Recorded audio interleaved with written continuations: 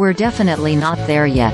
The 49ers, 7-3, will need to get into top form soon if they want to make a run at the number 1 seed in the NFC."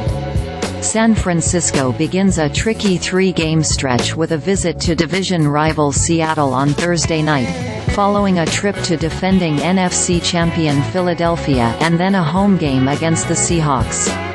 San Francisco enters this stretch looking much more like the team that began the season 5-0 instead of the one that lost 3 straight games before a bye week.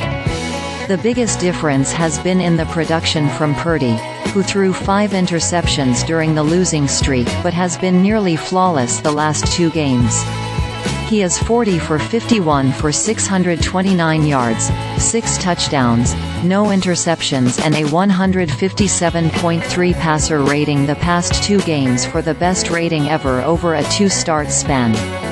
Coach Kyle Shanahan said he never was worried about Purdy and is pleased that he is still willing to be aggressive even after the turnovers during the losing streak. "The guy was playing unbelievable in those 3 losses, so there was nothing to really worry about," Shanahan said. "You just got to make sure he doesn't make up stuff that other people are making up. So you just try to get him to stick with practice, stick with the film and doing what you're doing." He had a couple bad picks in those games, but there was none that he felt he had to change with what he was doing because he was playing such a high level in those losses too. What's working downfield passes? Purdy did far more than just dink and dunk. He completed 7 of 10 throws at least 10 yards downfield, according to NFL Next Gen Stats, for 213 yards and 2 TDs.